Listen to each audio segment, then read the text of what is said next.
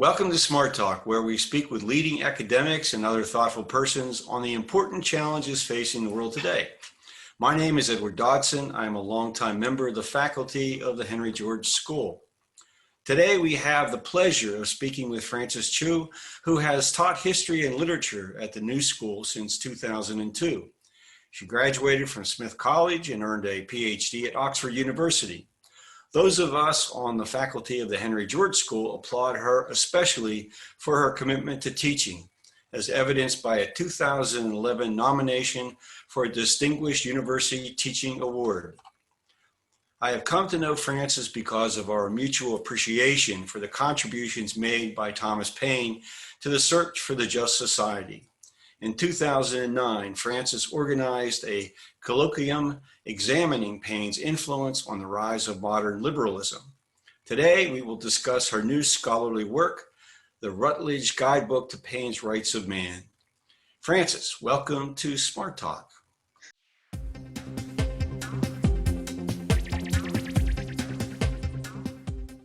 Thank you very much, Ed. Well, it's great for us to finally get together. This has been long in the planning, and you gave me a great opportunity to read through your new book and to come up with some, what I hope are some insightful observations and questions for you. However, before we get into a discussion about your new book, I'm interested to learn when you first became interested in Thomas Paine as an historical figure. Well, actually, I sort of got through the back door because I was very interested in William Blake. I was interested in pursuing a doctorate on his poetry. And so I was going to read everything that William Blake had ever read. And one of them happened to be Paine. And interestingly, at that time, I have to admit, I really wasn't too enthusiastic about getting into Paine because, I thought, well, Ronald Reagan liked him, and I didn't identify as a conservative. I wasn't too keen on getting into Paine at that moment. But I read him, and I first read, I think, The Age of Reason, and then after that, Rights of Man, and I was just blown away. I was like, wow, this stuff is, This is around 1994, and I thought we weren't really talking quite as much about inequality then as we do now, but a lot of the issues I thought were quite similar and were quite pertinent, so I got interested in him at that time. And as it turned out, I wound up writing on the 18th century Gothic novel rather than William Blake because someone had just written a dissertation on it. So anyway, after having gone through that, a friend of mine sent me a DVD of Paine's works, his collected works, and some of his earlier biographies, like, by Cleo Rickson, and of course, Moncure Conway. And I was reading the Moncure Conway, and I thought to myself, oh, come on, no one is that idealist. No one is that perfect. Mm-hmm. So I turned to John Keane's biography, and I read that from beginning to end, and I was just completely blown away because I had no idea that Paine fought in the army, the Continental Army. I mean, he was one of the soldiers. I had no idea that he walked from Trenton to Philly in December when it was freezing cold. So that was just that. Who else did that? At that time. I thought that was and all of the time he was writing the crisis papers. Yes, exactly. Yes, and I mean the fact that he was able to, get everyone's attention to do it, and then not only that, but I think he gave away his rights for that, right? I mean, like he used all that money to contribute to the Continental Army, mittens and like $500, which is, it's a sizable sum back then. And then of course there's that whole Silas Deed flap, in which he was kicked into the gutter and everything. And I thought, he really sacrificed so much of himself for this country, and very few people really know about that, I think. I mean, that's like he's not regarded as a quote unquote, real founding father like George Washington or Thomas Jefferson or Hamilton or any of those others. And I thought, he really deserves so much more attention. And, when I got to the book, I actually cried because I thought, oh, this is so sad that he was totally ignored. There was very little respect for him. And then, of course, there's this whole, the whole flap over the bones when William Cobbett went to pick them up. So it was, I thought to myself, I've got to go teach a course on Thomas Paine. And that's how it started. So I think I taught probably the first course on Thomas Paine in the context of his period. Well, let me ask you a second question then. What do you think is most important for people today to understand about Paine and his relevance to what is happening in the world today? You know, that's an excellent question, Ed. I think that one of the reasons why we're having the kinds of problems that we've been having, I think, for the last at least, 40 years, but especially the last, I think, 12 since that financial crisis. I mean, I think that there's been a lot. And the reason why we're having these problems is really because I think we've ignored Paine's words, at least here in America. And I think it's safe to say in many parts of the world. I mean, when you think about, the Arab Spring, this was a reaction to the fact that very few people around the world actually, I mean, especially in that part in the Middle East, actually felt represented. They felt like the elites were still dominating everyone unfairly. And it was interesting to see that we have a comparable problem. And that's why I think that we had Occupy Wall Street emerge so soon right after the Arab Spring. So a lot of these issues, I think, are still happening today. And I think that's why Paine is so relevant. Well, I think it would probably be and absolutely it's true that he interesting would. because, we don't have a hereditary, sorry, go on. I We was don't just have a going to say, hereditary government. And yet we still have so many of the same problems that Paine talked about then. And I think it's because of the fact that we've really degenerated into an oligarchy. And this is actually all the things that the founding fathers were warning about in a way. So that's why I think it's as relevant as ever. the times that tried men's souls have never really ended. Exactly. Yeah, well, you've sort of hinted on this already, but when you mentioned Ronald Reagan quoting Thomas Paine, conservatives began to pay some attention to Paine and his emphasis on liberty. Yes. I wonder, do you think even since then, has Paine increasingly been misrepresented by political figures on both sides of the aisle, by both on the left and the right? They quote him from time to time, but it seems to me that they're doing so selectively to support their ideological positions. Exactly. I would say that what's really ironic is that the right tends to quote him actually, I think, more than the left does. I rarely ever see the left do. I mean, I think I must be the only person doing that myself. But the right, let's see, we're starting with, as he said, Ronald Reagan, and then Glenn Beck, and it comes from this fundamental misunderstanding of, I think, what small government meant back in Paine's days. Today, or misrepresentation. Yeah. The problem is that back then, small government was really it's really a reaction against elitism and the aristocracy, because their complaint back, at least in 18th century Britain, was that the government was bloated. It was, you had the king with all of his influence on the legislature, the Houses of Parliament, and then they had all those pensioners, and then all these younger aristocratic sons who took up, positions. I mean, positions that were actually created for them so they wouldn't starve.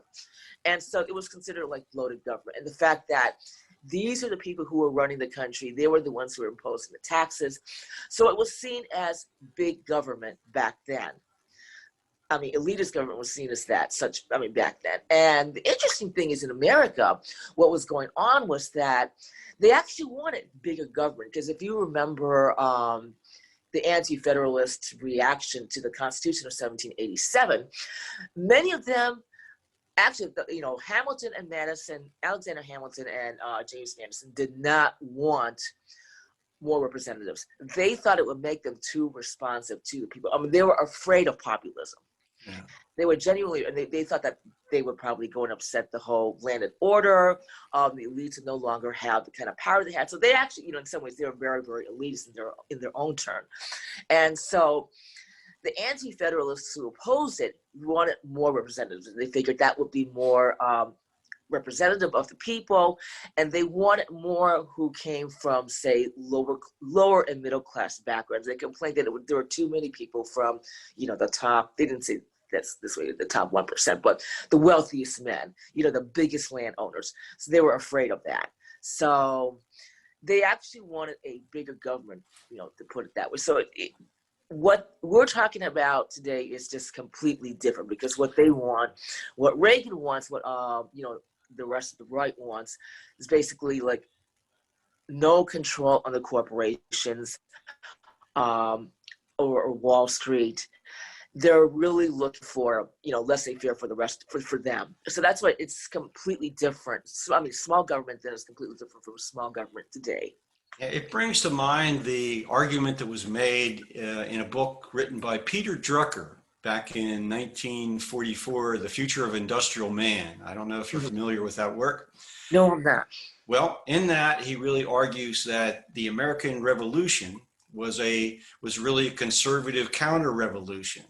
It was. To reestablish the system, the state of salutary neglect that Charles Andrews wrote about in his book on the Revolution.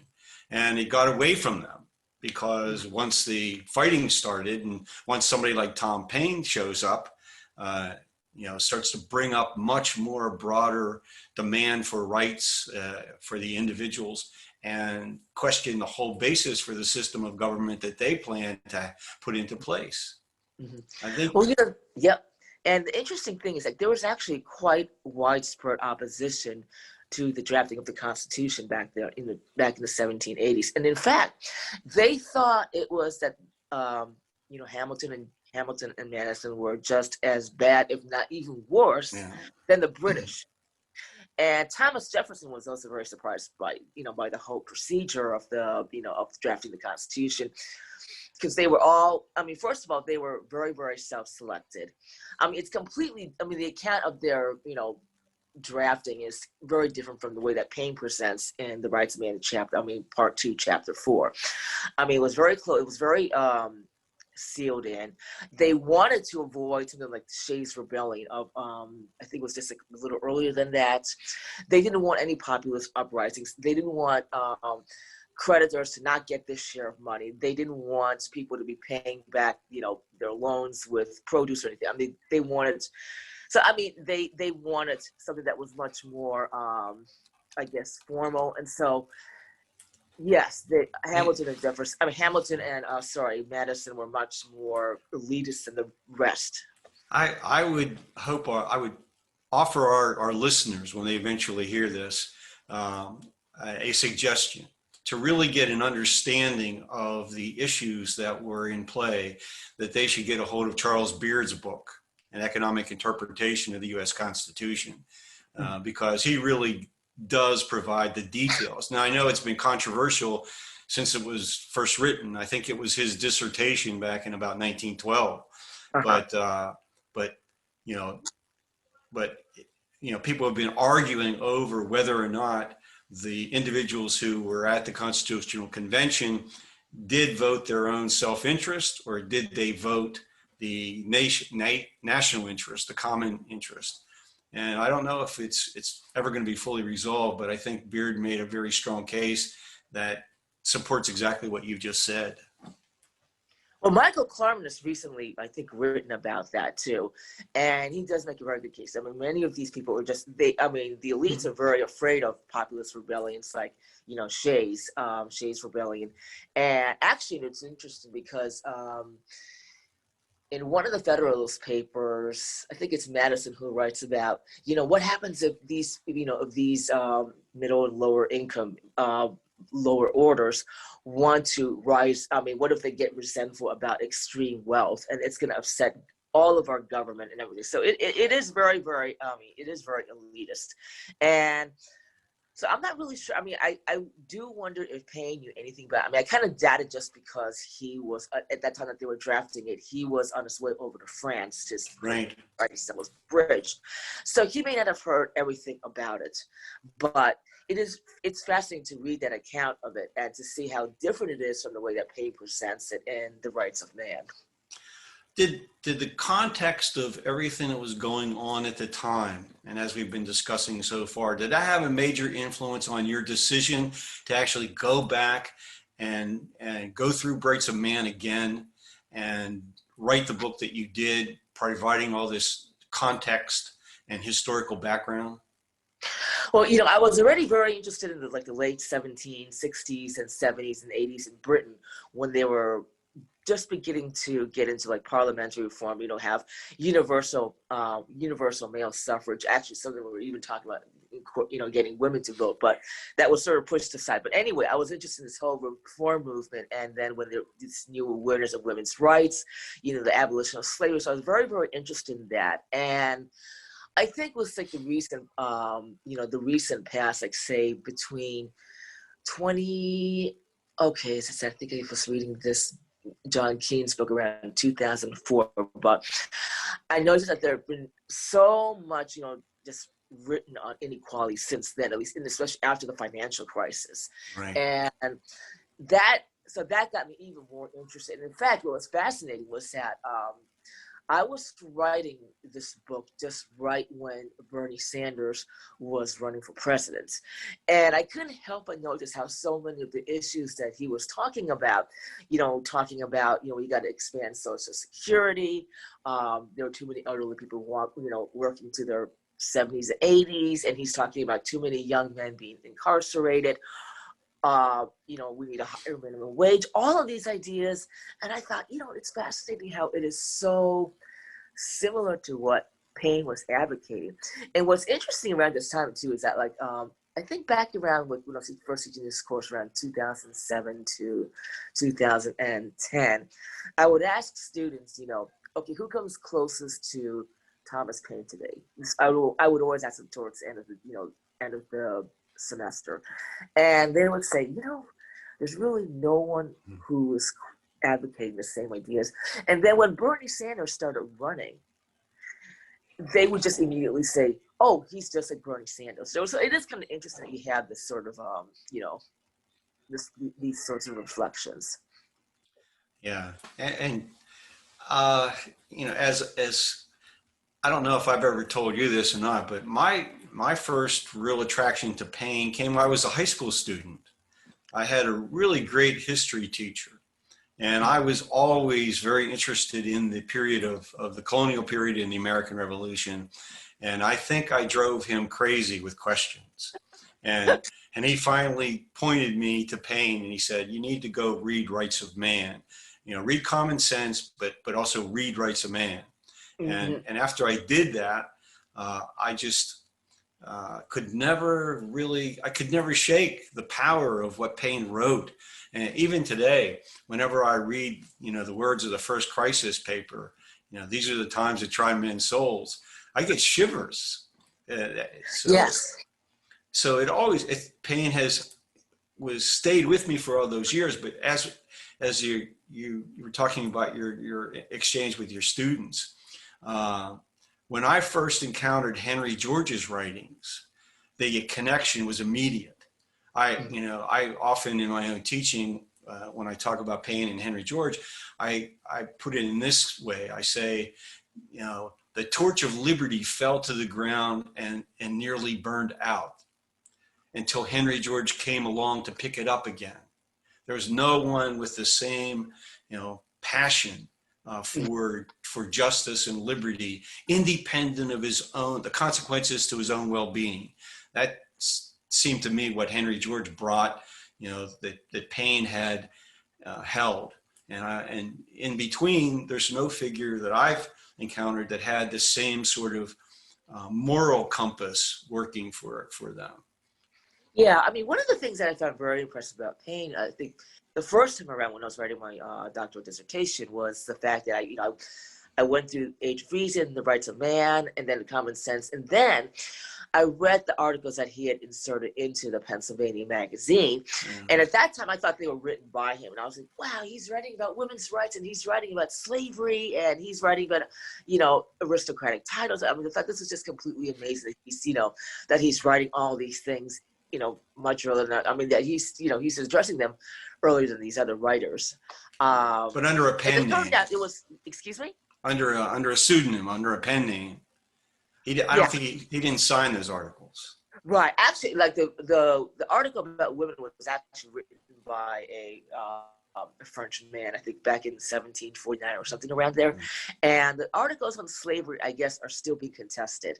But the fact that he wanted to include them in the Pennsylvania magazine, I think says quite a lot. Is same for that the article on women as well too. So I thought, he must have been very progressive for his time to be writing about this. And he was also criticizing the British colonies as well too. I think those are written by Paine when he's criticizing Clive, Sir Robert Clive, Alexander the Great. So I thought, it's amazing that he's writing about all of this stuff. And of course, he wasn't exactly unique in writing about this, because there were other writers before him, like people like James Murray. He was a Newcastle activist and Presbyterian preacher, and let's see, there's a Caleb Evans around that time. They're all Granville Sharp and Major John Cartwright. Both of these were writing about actually expanding manhood suffrage, and Sharp was interested in abolishing slavery at that time. So I mean, they were already writing about rights, I think, but I think it is Paine that really has the power to just sort of put it all together. Yeah, it kind of leads me to the next question. You've started to mention some of the other potential influences on Paine's own thinking. And in the book, you write extensively about major and minor figures whose writings and actions slowly but inevitably changed and challenged conventional wisdoms and the status quo of hierarchy and power in societies. And Paine certainly stood on their shoulders. But at the same time, a big difference between Paine and Henry George. Henry George was a scholar. He had an extensive accumulated library of the writings of everyone, at least who wrote in English or whose works were translated into English. But there's no evidence that Paine accumulated a library at all. And yet he was able to embrace these teachings. And I wonder, in your research, have you encountered the source of his inspirations? Was it the pubs? Was it newspapers? What do you think was the main source of his learning about what others were saying and writing?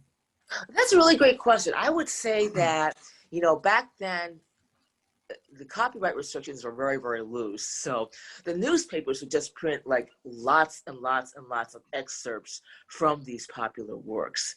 And in some cases, like for instance, John Cartwright had actually already written on advocating American independence, although in a federalist context that he wanted to have America still attached to Britain, but only loosely. So he was already writing about the idea of American independence in 1774, before Paine came along. But I would say, okay, so there's the newspapers are probably influenced. In some cases, we do know that Paine had actually read, like, say, James Berg's political disquisitions. This was it was a huge hit back in the early 1770s. I mean, if you were a reformer, you read that book. And he mentions that as well, too. And he certainly read Sir John Sinclair, and I can never really get the title of his book, and it's so general, but it's like the history of the public revenues of the British Empire. And this is like in the 1780s, and we think he read Adam Smith. I mean, like, and I should add too, like, many of these cases, we don't even know exactly if he read these things from beginning to end, or if he just read these excerpts in the newspapers, or if he just really heard about it. It's kind of hard to tell. One thing I would say though is that there's this whole history of accumulation, and what fascinated me was how so many of his ideas seem to be similar to the diggers. The levelers and diggers. The levelers are the ones who are writing about, expanding manhood suffrage. This is back in the 1640s, and they were talking about religious rights, especially for Protestant dissenters. They were talking about free trade, and Am I correct? Basically, They were. political and civil rights. And then the diggers were writing about economic justice, like that everyone should be provided for. He, who was this, Gerard Winstanley was one who came up with this whole idea of sort of a utopia for the times. Like, you would have a community where everyone would have stuff in the storehouses and they would all share. There would be no quote unquote buying and selling, and there would be an end to wars. And what's fascinating about these levelers and diggers, I mean, it may seem irrelevant right now, but many of these people became Quakers. And as we know, Paine came from a Quaker family. And you wonder how much of it actually absorbed, because both the levelers and especially the diggers were very interested in the idea, in the idea of alleviating poverty. And Paine himself had said the same thing, that, the Quakers are very good at addressing poverty. So I do wonder if he inherited a lot of this thinking, this leveler and digger thinking from the Quakers. There's some controversy there because the Quakers became pretty adept at business strategies and accumulation of personal wealth in North America. And I have friends and colleagues whose families are have Quaker origin, and we have this discussion as well. I mean, they do believe in peace, but many of them engaged in all sorts of speculations in order to build their personal wealth. And then Paine writes Agrarian Justice, which, from a Quaker position, I wonder if many Quakers would read Agrarian Justice and say, this is consistent with Quaker principles. I wonder about that. That's a really good question. I mean, I think that was Paine put it, and that could have been his interpretation as well too, that the Quakers were interested in providing for the poor. But I should also mention too that many of these ideas on alleviating poverty that Paine discusses in The Rights of Man, Part 2, Chapter 5, were actually also being discussed at that time. Like, for instance, Adam Smith and I think John Sinclair both talked about how the rich were basically, shoving all the tax burdens on the rest of everyone else. And I think William Ogilvy wrote about this as well too. So these are not unknown issues. I mean, Paine was not the first one to address these issues. And then there was another one who was writing about poverty in the 1770s. I think his name was John Scott. And he talked about how the means of addressing poverty were so inconsistent in Britain at that time, because you would have some areas that were very, very generous and others which were not. So he said there's got to be a more nationalized scheme. And then you had a William Ogilvy, and I think it is Sinclair too, who were writing about means of providing for the elderly. I think Sinclair had written about how, when you have the taxes ought to go to provide for, the elderly. And this is it's close to Social Security. And he's writing about this in the 1780s. And, Paine does mention his name in the books. I think he may have read Sinclair. He mentions him several times. And I have a question. He was saying that, land should be taxed. And it's it's fascinating because, I wonder if William Ogilvy had, read any of the physiocrats that you were talking about, Paine and Turgot. So it is sort of like Paine takes many of these ideas and recombines them. And I think that's what makes them radical. Another question comes to mind, and I don't remember in reading your book whether you covered this at all, but it concerns the nature and the impact of Magna Carta. A colleague that I interviewed on this program some time ago, Fred Harrison, is a British author and economist, and he has argued that Magna Carta really destroyed the reciprocal relationship that had existed between the king and the people. And what it really did was to give the land barons a lot more political power and power to begin moving the basis for public revenue from the land onto individual enterprise, onto commerce, onto everything else. And Fred Harrison has done an analysis to show how the percentage of revenue from land fell over time, beginning with the adoption of Magna Carta. And I don't remember if Paine writes specifically about this and made that same sort of analysis. And I wonder, did you mention anything about Magna Carta in the book? With the Magna Carta, Paine's main, I think, ideas on them are basically that they didn't really do much. And he thought that it was what Tyler and the Peasants Revolt of 1381, that he had really accomplished far more for the common people.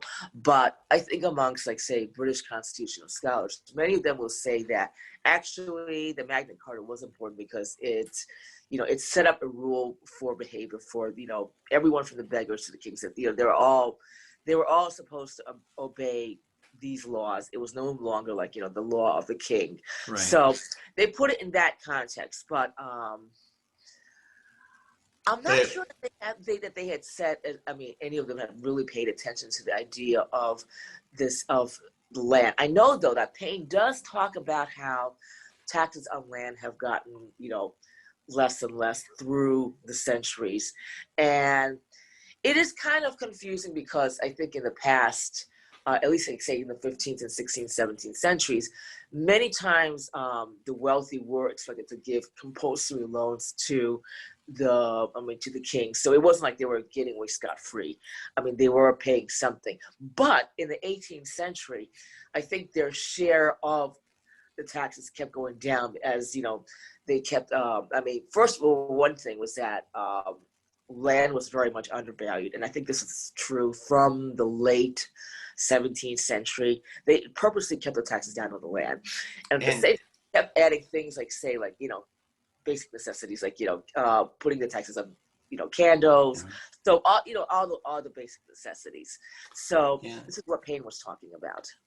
Yeah, and just as a current observation, across the United States in particular, but in many countries, probably most countries, land is very much underassessed. And that from a perspective that Henry George would share, that is a serious problem.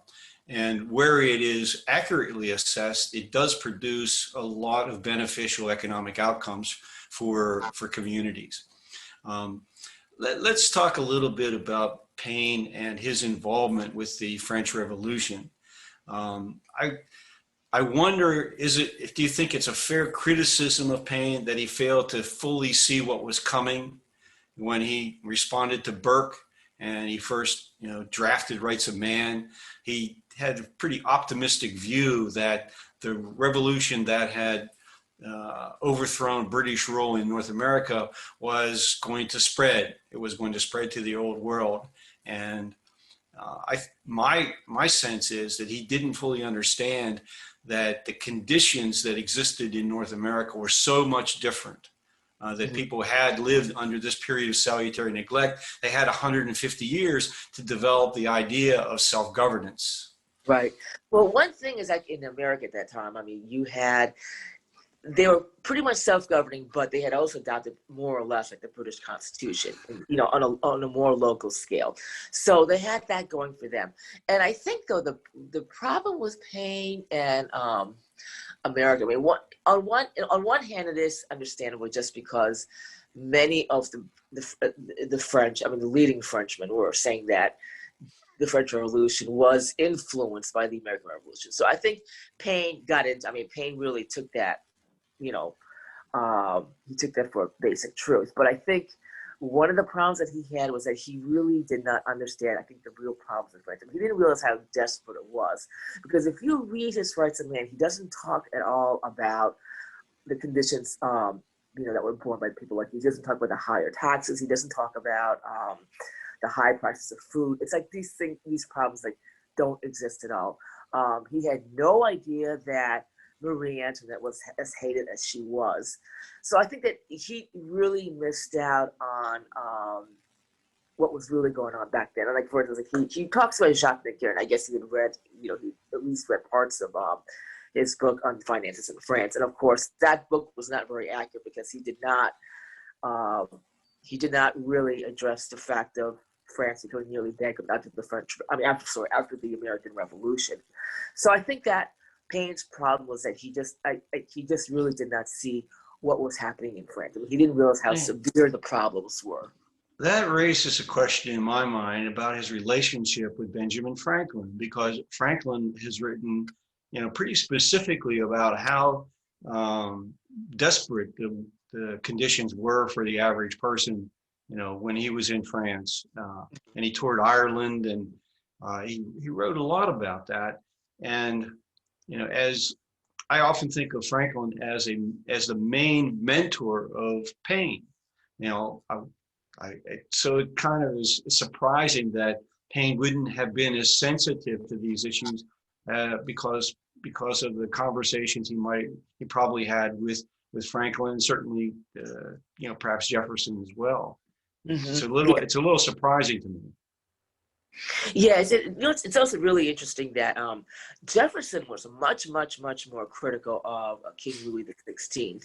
I mean, he thought that his execution was a good thing, but anyway, I think with Paine, it's like maybe it's the people that he hung out with that can make a difference, because he really just hung out with the aristocrats, like Lafayette, and people like Jefferson. So I think that he didn't get sort of the view of what was going on in the streets, so to speak. I mean, that's my impression. Okay. Of it. Yeah. Well, it's something for if further research maybe in France or other would uncover some of his day-to-day activities and what he encountered. I wonder, in Rights of Man, Paine addresses, and to use your words, general brevity. What followers of Henry George have argued is the most pressing issue of all, and that's the land question. Yet he later came to write in Agrarian Justice pretty much an indictment of the system of rentier privilege condemned by Paine and Turgot and even Dupont. And I wonder if you have any insight into the evolution of his thinking on these issues based on the research that you've done.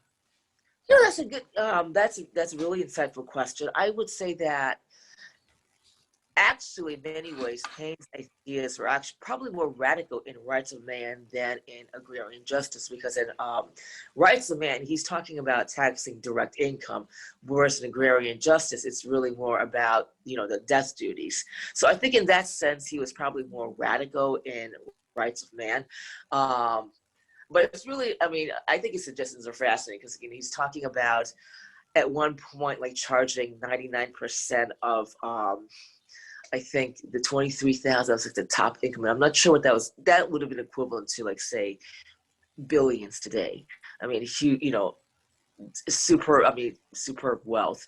So I think he's one of the few who's actually writing about this. I mean, to really address it so directly, I mean, because you did have Adam Smith saying that the wealthy could pay more, and then I think there was one German visitor who was saying about the same thing, that the wealthy are not being taxed enough. And Paine is saying, I mean, I think one of his more radical statements is that taxing luxuries like, say, wigs, carriages, that doesn't do any good. We got to go tax at the base. And I think the radical idea here too is the fact that he's saying that we shouldn't have direct inheritance.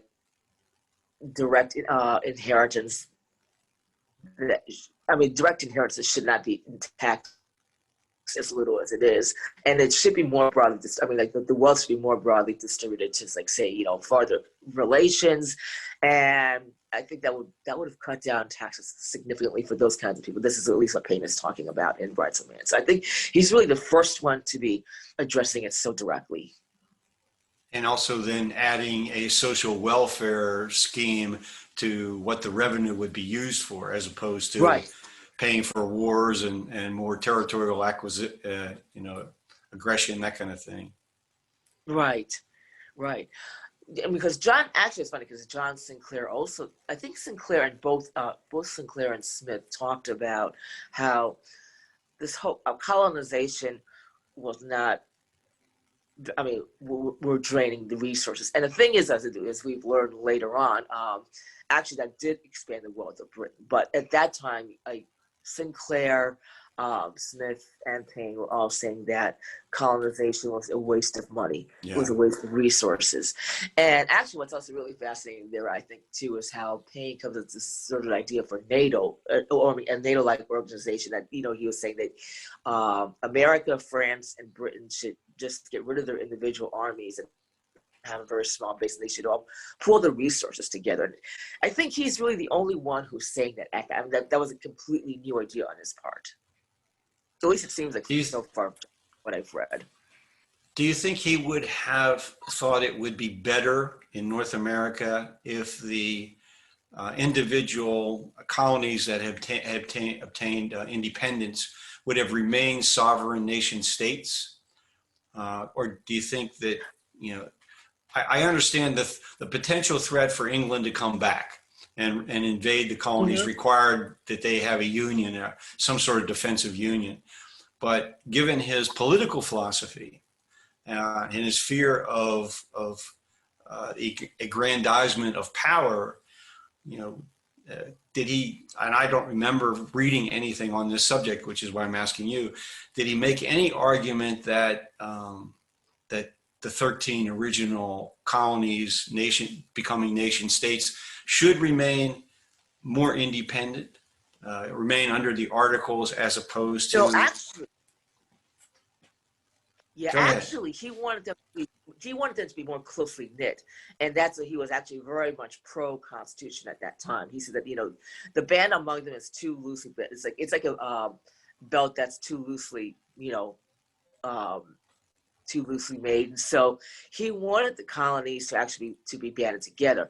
But what is fascinating at this time too is that Paine is talking. He's comparing Britain and America, and he's saying that the British expenses in the military are so high and everything. And actually, at that time, British military expenses were about average for the rest of Europe. I mean, it wasn't especially high, but compared to America, it was, because they had that many more centuries, and at that time, America really did not have a navy. They didn't really have it until until that Barbary pirates incident. I think it was 1796, somewhere around. I can't remember exactly when, but I think in the 1790s, and that's when really they started to build up a military.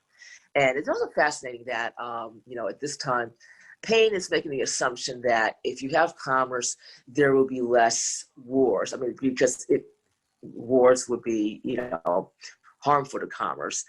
And yet you have people like, I think, Hamilton, or especially Hamilton, who's aware that actually a lot of these wars are caused by commerce and by trade. That's certainly a complex economic and political discussion. Henry George argued that in favor of free trade for the exact same reason that you attribute to Paine, that when people are trading with one another, they're going to be less inclined to go to war with one another. And Paine is defender of the same kind of argument that Degoe made regarding free trade. But you describe his position as, and I quote it, an egalitarian view of trade. So would you explain what you mean by that term, that phrase? Well, I think at that time, capitalism was still in its very, very early stages. And I think Paine really did have an idea that, I think he thought of commerce perhaps more as barter, because you get this impression when reading Rights of Man that he thinks that everyone's going to be making about the same amount of money from trade, which is obviously not true at all. And I think at that time they didn't have I think the problems of free trade were just actually beginning to emerge, because there was something with the French silk industry in the 1780s. They were being outsold by the British were able to sell it cheaper. And Paine did not know about this. Anyway, though, so, I mean, the problems associated with free trade were just beginning to emerge at this time. That's like when you have this 1820s, when you have I think Thomas Hodgkins, who's writing against capitalism, saying that Paine was just very unaware of the problems of free trade. It really was because it had just only started when Paine was writing. So I mean, that's basically how I see it. That he didn't understand all the problems that would come with free trade. And they were only just beginning to come out around the 1780s. It's also dependent on what is meant by free trade. I mean, even Adam Smith argued that we need rules, and government is there to enforce the rules. So if you allow monopoly privilege to grow, you're basically you're not engaging in free trade. You may engage in trade without government intervention, but that's not going to result in win-win relationships between the partners, the parties that are involved. And I know this is a really important part of the times, whether or not the world is going to move toward free trade and peaceful evolution, or the European nations are going to continue on their path of territory acquisition and building military industrial empires. And you bring up a really important point, is where are they going to get the money to pay for this? And already after the French helped the Americans in the American Revolution, against the advice of Turgot, France is basically, its treasury is empty. Britain's treasury is nearly empty as well. And so it's a real issue of where they're going to get the funding to keep on attempting to expand their territorial acquisitions. And I wonder if Paine, saw the financial collapse as consistent with the old world empire building. So yeah, with the French, one problem with the French was the fact that their finances were actually in much worse shape than the British. They didn't really have a way of collecting taxes, like on consistently, and the British did charge higher taxes, especially through the excise, and that's really one of the reasons why they were able to avoid bankruptcy. And that is also how they, I guess, eventually were able to build the empire. I mean, because they had these taxes to keep everything going. And so anyway, I think Paine probably did not understand the difference between the French and, the British finances. I think that was part of the problem, perhaps. But he is writing about how these navies are going to be, their draining sources. But the thing is, they were the ones who were bringing the trade to Britain as well, too. That's how they were able to make, enough to expand an empire in the 19th century. And he didn't, but he didn't see, neither he nor Sinclair or Smith saw that way. Well, we would have had to have an insight that almost no one else would, possessed in order to know what was coming. And it's easy for us to judge him in that sense, but certainly, his everything that he wrote in Rights of Man and afterward, that was not specifically devoted to his religious beliefs, seems in the realm of progressiveness, of a constant moving of society toward that goal of equality of opportunity that Henry George would later embrace. And I think Paine needs to be recognized for that, and hopefully those on the left today would begin to really focus on Paine's contributions along those lines. Yeah, I don't know why the left has tended to avoid writing about Paine. I mean, I find it really fascinating. That Paine has already been. I mean, Paine has, I think, mostly been monopolized by the right, and so it was interesting. I was reading one comment in this libertarian site, and he's like, "Wait a minute, Paine is actually more socialist than libertarian." I thought, yeah, exactly, and I have no idea why and how that happened. I think it could be the fact that maybe many liberals or people on the left are reluctant to draw upon the founding fathers. I mean, they think that there's something inherently conservative about, drawing upon tradition, but, they really should draw upon someone like Paine. And I think what is really fascinating about him, I mean, I think in today's context, is the fact that, again, as I was saying, we don't have a hereditary monarchy or a government pure, like we have no aristocracy. And yet what's also fascinating is that, we do have things like political families, like, the Bushes, the Clintons, the Kennedys. And we do have this system of, like, say the universities accepting, children of alums. So it's really fascinating that I think we've still incorporated so much of what Paine considered wrong in 18th century Britain, or the fact that, look at the fact that our state taxes are so low. I mean, what would Paine make of that, and the fact that, and then of course there's the fact that we spend much more in the military, I think more than the 13 countries below us. So, I mean, he would have a lot to say about that. Yeah, certainly, the discussion of where we are against where we began, even with the original intent discussions of the U.S. Constitution, seems to be a discussion that has very limited basis in what the framers expected the future to be, because they left the door open for changes in the Constitution. And Paine, was, in my view, offering a whole list of potential changes in that basic, frame of government that would improve the life of people. Now, one of the writers on Paine that I really read and embraced what he had to say was Mortimer Adler. In the book Common Sense of Politics, he talks about Paine extensively. And I think one of Adler's contributions that comes out of Paine, excuse me, is Adler says that what too many people demand or want or ask for is freedom. And what they really should ask for and want is liberty. And he defines liberty as freedom constrained by justice. And our problem is, even if we agree with that, we cannot reach a consensus over what justice is. And for that, I think Rights of Man and other writings of Paine gives us a really good benchmark or guidepost, whatever you'd want to say, about what we ought to be looking to pursue. And, right. And for that, we really have to thank Thomas Paine for what he left to us. Yes.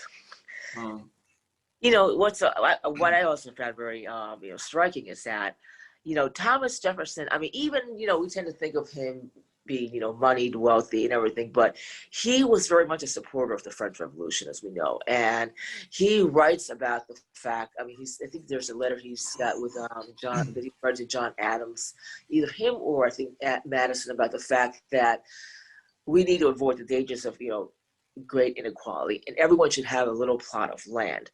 And he was saying that America was much more equal than Britain. And actually, that was, by the way, that was true. I think that there are some modern economists who have said that America was much more egalitarian and there was more social mobility in the colonial age than there was, in Europe at that time. So I think, in a sense, Paine is drawing upon this, but he really does go, I think, much further than, because, towards the end of his life, you have, say, Jefferson sort of distancing himself from Paine. I guess Paine probably was too radical, and Paine actually remained radical in, I think, the U.S. and in Britain until at least through much of the late 19th century.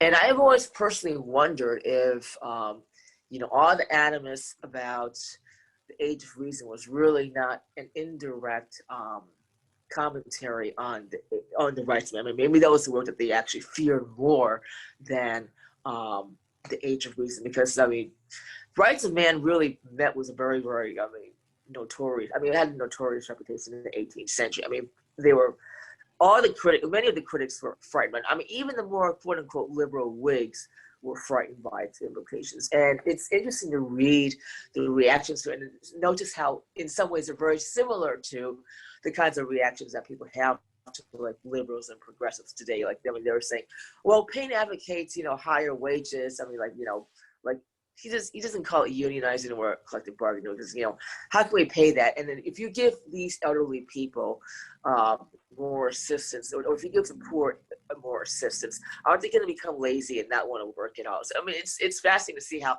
so many of those ideas then are being echoed by conservatives today.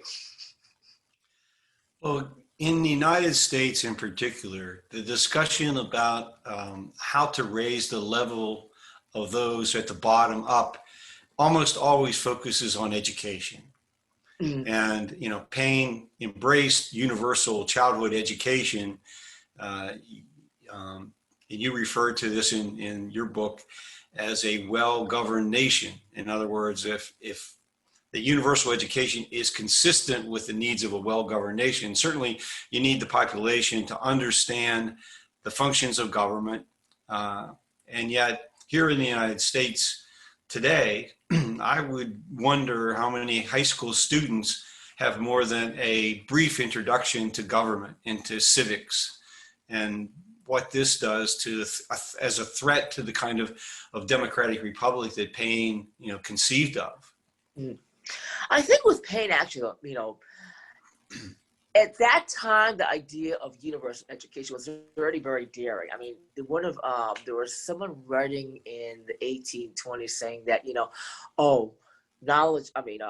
education is quite dangerous. I mean, the lower classes might become dissatisfied with their situation. And that was really a common idea back in the 18th and 19th century, that, that they would learn and become dissatisfied just like Paine. And a lot of times you do wonder if they were alluding to, Paine. But so he doesn't really say what should be learned. I think because it was back then, it was just so loose. One of the writers of poverty was, writing about how the poor should be educated in the Bible, and how girls should learn how to knit and sew, and boys should be doing gardening or I can't remember exactly which, but it's very, very limited. And Paine doesn't talk about that, but he does say that, I mean, we get the impression that he is implying that they need a higher standard of education, like, at least learning math, at least learning how to read. And he was, like, I think, a writing teacher, wasn't he? A reading and writing teacher in, I think, London, right between his excise stints in the late 60s. I think an all-girls school he taught English for a year or so. He was interested in starting one, I think, in the U.S., and he never did in the colonies. He never did that. But at the same time, he's a scientist, and he experiments. I mean, the reason he went back to Europe was to sell his bridge design. Right. Mm-hmm. And again, that's in the same spirit as Benjamin Franklin, who started these clubs in Philadelphia, the Junto clubs, to expand the practical knowledge to people. And yet there's Franklin and Paine, both very committed to understanding moral philosophy and, political ideas as well. But I appreciate the comment you made. That's really important. I think it even applies today, that to educate people too thoroughly gives them a sense of how they're being mistreated and abused. Mm-hmm. And now you give them an expectation for change, and then the political leadership has to live up to that, to responding to that expectation. Yeah, I was just thinking about, I wonder if Paine does write about what people should be learning politically, and he doesn't really. I think it's not really spelled out in any of his works. But I mean, he does try to instill a basic awareness and knowing conditions around you. I think that's, and that's, by the way, I just wanted to comment too, that, I was saying earlier that, like, in, when he was writing with Frances, he says nothing about the material conditions, nothing about the poverty, nothing about the wages. And this contrasts with what he's writing about in Britain. I mean, that's very, very specific, where he's saying that, these families should get so much, and this, so much should be spent on education, on upkeep. So, I mean, that's to consider. There's like a huge difference between the way he writes about Britain and France. And again, as I was saying, he just didn't know about the material conditions of France. And well, before we get too close to the end of our conversation, I do want to make sure I give you an opportunity to tell the listeners where they can acquire your new book. Anyway, though, the book is available through Amazon, of course, and you can also get it through the Taylor and Frances site. Although I think it may be easier to get through Amazon. But then again, there's, Barnes and Noble, and there's, a lot of other places that you can get it. I have recently completed a review of Frances's book that will appear in the next issue of Thomas Paine Friends Bulletin. Anyone who really has an interest in Paine and helping to bring his ideas to the widest audience possible, I would ask you to take a look at our website at thomaspainefriends.org and maybe even consider becoming a member. So Frances, let me give you the last few minutes in our conversation to sort of give me as a summary and of what do you think will be the future that will occur with regard to Paine studies? I know there's one college we know, Iona College, that has a minor in Thomas Paine studies. Do you see that there's a growing interest among the academic world in teaching Paine and relying on his writings as source documents? I think there should be, just because there's this new interest in the founding fathers. And I mean, I really do hope that he gets as much attention as someone like, like Alexander Hamilton. I've been talking about myself about just how I would love to be able to go and make a movie about Paine's life, because it's something that deserves to be, thrown up on the big screen, or even something like, say, like the HBO series on John Adams. I think it was a Right. series. And actually, Paine's life would fit perfectly into that into those parameters. I mean, but there really should be, I think, more attention paid to Paine. And I wonder too if there hasn't been that much, just because he's still regarded as a quote unquote dangerous writer by some. I think it was is it David Attenborough or Richard Attenborough who tried? I mean, the one who did the movie on Gandhi. He had also written the screenplay on Thomas Paine, and he could not get anyone to sponsor it. So I don't know. I mean, I hope that there is more attention paid to Paine. I mean, I certainly try to plug in whenever like there's a Bernie Sanders discussion or any kind of progressive. I say, you got to read Paine, because my point is always that, Bernie Sanders is right. None of these ideas are radical. These have been around since 1792 when, Paine was writing about them. And I think that's why it's so important to get back to Paine, to know what the potential is, and that he was writing about it at this time, about care for, the poor, the elderly, public education, keeping people out of jail. One thing is, you sort of wonder why he didn't write about, say, slavery or women's rights, although I do think it's partly because of the fact he did say that he wasn't really directly acquainted with slavery, even though he was very much against it. And I think with women's rights, it could have been the fact that he was friends with the quote-unquote first feminist, Mary Wollstonecraft, and he maybe didn't want to tread on her territory, so to speak. So that could be why he doesn't address these issues. But I mean, yes, he was very, very modern force. I think it speaks volumes that you have someone like Bernie Sanders, who's making so many of the same points in our context today that, he is. And by the way, it's worth pointing out too, I think, you heard of the French writer, the French economist, Thomas Piketty? It's Piketty, right. Yeah. He is making a lot. I mean, he's talking about how we've descended into this sort of like rentier economy, and that it's very much similar to what Paine was living in. I mean, basically like late 18th through the early 20th century. And he writes a lot about the fact that we need to get away from this rentier economy. And I've always wondered too if this is really one of the reasons why America has been so obsessed with rentier type art, like Pride and Prejudice, Downton Abbey, and etc. We're still obsessed with this period when the 1%, or the 0.01% had enormous political power, and it's interesting that we were actually living that right now. Yeah, well, it's always been interesting to me that the British people continue to support the existence of a monarchy and a system of aristocratic privilege. If any people in the world should have a full understanding of the consequences, the impact on a democracy that these centuries old, privileges have. It should be the people of the United Kingdom. But Oh, sorry, go on. Sorry. I was just going to say, but that carries over to Americans. Americans seem to have a fascination and admiration for British aristocracy and the Queen, etc.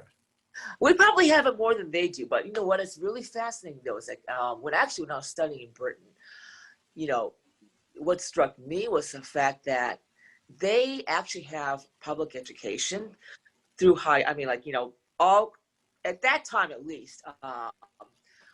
Higher education was free to all their citizens. I think now they do charge fees, but even then, they're still less expensive than say American college tuition, room and board, and everything. It's still slightly less expensive, and of course they have the National Health Service. I mean, they have a much greater, greater scale of public services than we do. And believe it or not, they also have a higher degree of social mobility as well. And I think the same goes for the Scandinavian countries. I mean, they have constitutional monarchies as well too. And I think some of them have aristocracies, but their level of inequality is not as severe as ours. And I think what is interesting here too, I think it's partly the fact that our elections are so funded, are so motivated by money. I mean, when you think about what Citizens United, and even before that, the fact that a lot of these politicians are just greased by all these donations, and so of course the 1% dominates. I mean, of course they're going to be legislating for the rest of us. So that's how, in some ways, even though we don't have a hereditary monarchy, we have ended up with the same problems in that we're still using money and property as a sort of as a rule of thumb, as a rule of standard for legislating. Right. And I think that's why, even though they have all these hereditary monarchies and aristocracies, they have less of a problem than we do, and that's ironic. Well, the Labour Party has held power from time to time, and the principles of the Labour Party are specifically to support the interests of working people. That can't be said of the Democratic Party here in the United States. From time to time, it depends on who's in the leadership of the party. But, when I think about Paine and Henry George, I in my own writing, and there's a long history of how I came to this, but I can't go into today, but the term cooperative individualism was the term that I discovered through hearing it from a lecture by a historian named Paul Gaston, who talked about the founding of a utopian community in Alabama called Fairhope, based on the principles of cooperative individualism. And that immediately struck me as describing what Paine and Henry George were working for. How do we create a society, cooperative framework for society while still maximizing and guaranteeing individual liberty? And it seems to me that the two of them were extremely unique in their approach to achieving that objective and outcome. And that I hope that our listeners to this discussion will take the time to read your book and then reread Rights of Man. And also, I would certainly encourage them to read Henry George's main works, Progress and Poverty, Social Problems, and several others. But I've really enjoyed this, Frances. I've learned a great deal from your book, even more. We've known each other now for a good many years, and this is the first opportunity we've really had to have a one-on-one long conversation. So right. I really appreciate you taking the time to sit down with me and have this talk, and I hope it finds a wide audience, and I'm sure it will. Thank you very much. I've enjoyed this as much too. I appreciate the time to just discuss Thomas Paine. I love to do it. I feel like I rarely ever get the chance to ever discuss him and his relevance to society today. Well, keep in contact with Ibrahim Adram and the Henry George School, and we'll hopefully take advantage of your expertise down the road. I hope so too. I've really enjoyed this interview. Well, I'll conclude by telling everyone that's it for this edition of Smart Talk. For more information on this and other episodes, please visit our website, henrygeorgeschool.org. I'm Edward Dodson, And thank you for watching Smart Talk.